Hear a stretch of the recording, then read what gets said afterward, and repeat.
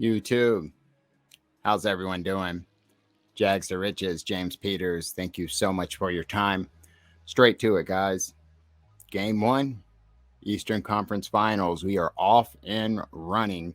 A trip to the NBA Finals to represent the East is on the line. And the Miami Heat, the number one overall seed, who have continued to be slept on and flown under the radar, even though they are number one, strike first, winning 118-107 against the Boston Celtics. I'm really going to try to shorten up these videos. I've been tending to make them stretch to about 20 minutes, so I'm really going to try to work on shortening these. So what I'm going to do, guys, briefly go through the box scores and then just kind of get into some key takeaways. So let's get straight to it, starting with the Boston Celtics.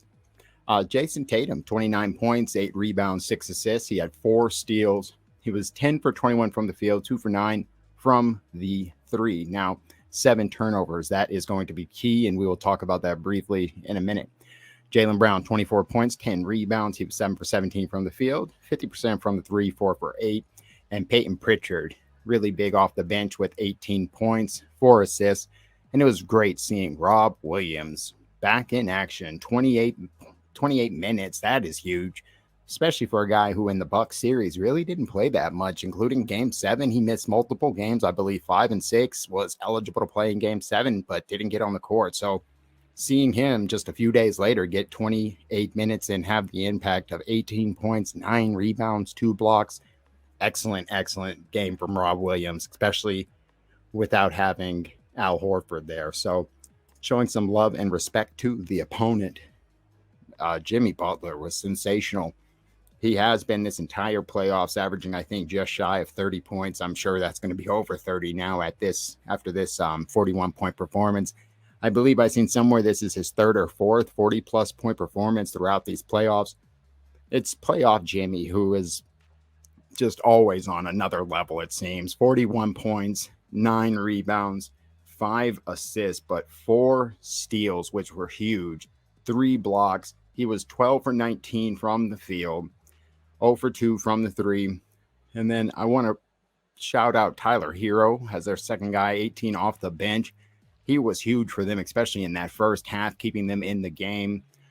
Their other star player, Bam, 10 points, 4 rebounds. And then shout out to Gabe Vincent with 17 points, a plus 23. I mean, way to step up in the absence of a Kyle Lowry. So again, guys, this is one of those games where it is just honestly a tale of two halves. I mean, the Celtics looked awesome in that first half. I mean, they came out. Jason Tatum was an incredible sensation.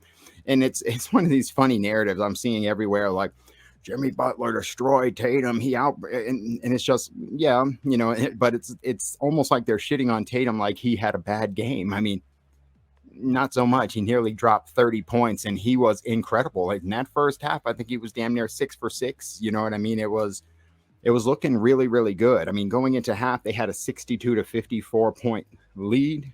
Everything looked like it was going strong. But again, the Miami Heat have another X factor in the name of Eric Spoelstra. I mean, I think that is arguably the best coach in the game, if not right up at the top. Hall of Famer, multiple-time champion. And I mean, I could go on him all day and night. He's incredible. I think this is his 15th season with the Heat. I mean, he's beaten the Celtics multiple times with LeBron James to make it to the finals, and he actually did it without him once. So, I mean, hey, his adjustments, we've got to expect that. And that third quarter was what this game really came down to. The adjustments that the Miami Heat made coming out of halftime, the physicality, and that's what you'll keep hearing, and that is the truth. How physical they got, especially with Jason Tatum. As great as he was in that first half, yes, he was terrible. Like, that was maybe one of the worst quarters I have ever seen, not just from him, but from the team overall. Just looking at this graphic, courtesy of NBC Sports, excellent job. I mean, this tells it all right here with this third quarter. I mean, 39 points. Again, the Celtics had a 8-point lead going into the half. The Heat would come out and go on a 22-2 run to take a 12-point lead. But then the Celtics actually would cut it back down to 3, and then the damn Heat would go on another 17-3 run to end the third quarter up 93-76. So they started down nearly double digits. They finished the quarter up double digits. It was incredible. Turnovers, turnovers, turnovers. I mean, that is really what it came down to, in a large part to Jason Tatum. I mean, I want to say 8 out of the 16 total turnovers came in that third quarter. Tatum, I believe, had 6 up by himself. And in fact, there's something going around where it was 3 turnovers in 30 seconds or something, just over 30 seconds. He had 3 straight turnovers. So, man, he has to be better. You know what I mean? It's as simple as that. Obviously, stat line ended up being really good. You see 29, and I mean, it's not bad. What was it, 10 for 21 from the field? So this is not a performance to scoff at. You know what I mean? 8 rebounds, 6 assists, 4 steals. So again, it's just, it's as simple as this. No need to overreact. Coming into this series, we do a lot of previews, but there's just something I learned, and it's something I got from Shaq. I heard him when they were doing their predictions. He straight up said, ask me after a game or two. I need to see how things play out before I can really give you a prediction. And that really sat with me because it's so true. Like, nothing until you can have all the thoughts and look at all the X's and O's and all the stats, but until you see how things really play out. And in my opinion, it has to play out over like the first, I'd say maybe 2 games, sometimes maybe even 3. I mean, just look at the last series. The Celtics came out and got smacked in game 1 against the Bucks. We lost by double digits in that game, 101-89. What happened after game 2? They came right back and smacked them in the mouth. And you'll remember, if you've kept up with this channel, going into that series, I said, I think the Celtics are going to win in, 5 games, 6 at the most. After game 2, what did I say? I was like, this is going to go 7. They're going to trade games in Boston. They're going to trade games in Milwaukee. They're going to go back and forth, just because you kind of seen like, how the two teams complement each other. And obviously that ended up being an instant classic series. Now this, like I said, with all that, not having Al Horford, not having Marcus Smart, this is a big, big deal. I mean, it really is, especially when you look at first. You've heard me say many times that I feel like if Al Horford was on this team back in the bubble year, we would have made it to the finals. I was so excited to see them run this back with Al and Rob this time instead of just Tice, And of course, with the damn luck of the Irish, he gets this, COVID shit going on. So reports are he might be back for game 2. I think Smart will be back, but not having Al Horford and Marcus Smart was huge. And again, I know Kyle Lowry was not playing for them either. And someone on Celtics Corner in the pregame show said that yesterday. They're like, why are we acting like the Celtics aren't healthy? And I responded saying, well, nobody is healthy at this point in the playoffs. It's not like the Heat are healthy either. Lowry's hurt. And then, of course, 10 minutes later, once they've had time to Google and do some research, they respond with a completely unrelated thing. Well, Smart is not Kyle Lowry. Lowry's better. It's like, what? What are we talking? So, again, you know how that goes. It is one of those things. Injuries suck. But you just got to adapt. I'm sure the Bucks would have loved to have had Chris Middleton. I'm sure the Nets would have loved to have Ben Simmons. We would have loved to have a healthy Rob Williams those first 2 series. So that's just one of those things. But back to Al Horford, I mean, especially when you look at the job he's done these first 2 series, I think he averaged 13 and 7 against the Nets. But then again, what he did in the Milwaukee series, especially his defensive job on KD, then on Giannis, he was damn near averaging 20 and 11 at one point in that series. I believe in the Brooklyn series, he shot 9 for 15 from the 3. Well, in the Bucks series, he was shooting like 48% from 3. Game 4, he basically won us that game against the Bucks. I mean, he was sensational in Milwaukee, had 30 points. I mean, and just that was the game he damn dunked and nearly killed Giannis with that get back. That was epic performance. So, Al's a vet. This to him, this could be his last great chance. We are knocking on the door. Both of the winner of this series is in the finals. So not having him, and then obviously the defensive player of the year and Marcus Smart, he averaged 16 plus points and 7 assists in that Brooklyn series. I mean, now we did deal with this. He missed a game in the Bucks series, and it is what it is, guys. Like I said, no need to panic. That Bucks series taught us many lessons. It's like, and it's pressure.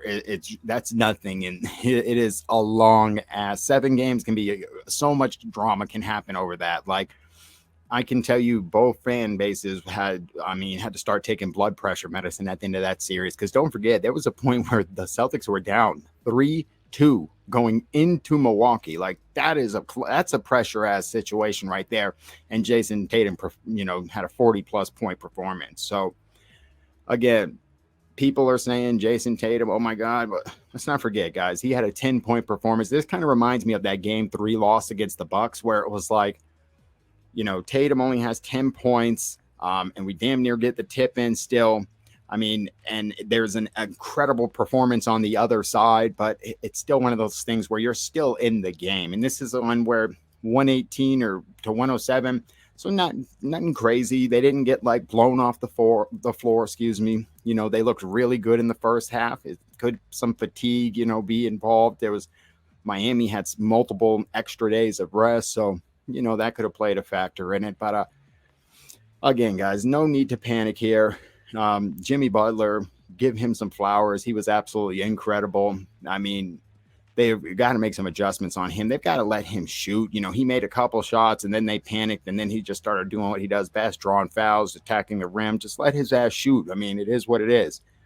But a team like the Celtics, who are traditionally great in the third quarter, for us to get beat 39-14 on that third quarter overall was just, it's wild looking back on it, to be honest. But shout out to Eric Spoelstra. That that's exactly why he's a Hall of Fame worthy coach. But again, let's not forget really what the mission is here, guys. This is, like I said, I've commented on it being a 7-game series, and I mean, I remember it's like the Milwaukee fans after their game 1 win last series. It's like, oh my God, you would have thought that they had won a championship. It's just, so it's one of those things, like, you can't get too high or too low. I mean, I believe, didn't the Heat jump out 2-0 on Philly, and then did Philly get the next 2? Was it 2-2 at any point in that series? If I'm wrong, forgive me. But that's how these playoffs can be, guys. They can go back and forth, up and down, around and around.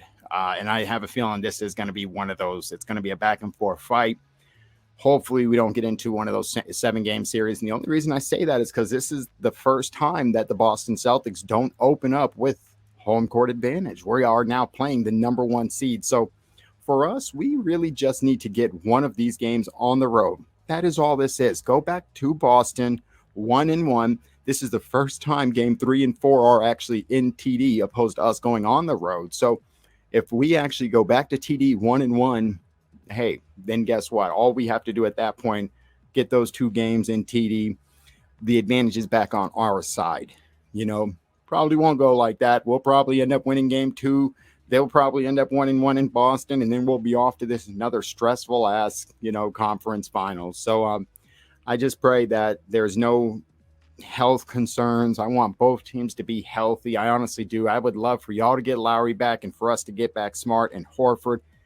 I mean, that really would be devastating if, like, Horford ended up missing this, or if I just don't even want to think about it, if any other players were to be affected by it. So let's just hope everyone gets healthy. But game 2 tomorrow night, we don't got to wait too much longer. So let's hope our Boston Celtics can bounce back. Congrats to Miami for the game 1 performance. Shout out to Jimmy Butler. An excellent way to start a series. Let's see if the Boston Celtics respond. Again, guys, thank you all so much for your time. Pre-game shows before every single game on Celtics Corner. Bree Marie actually did a post-game show. That's on Celtics Corner. We'll be live tomorrow, and I'll make sure I actually do another post-game breakdown as well. Thank you all so much for your time. Have an excellent conclusion to your day, guys. Take care.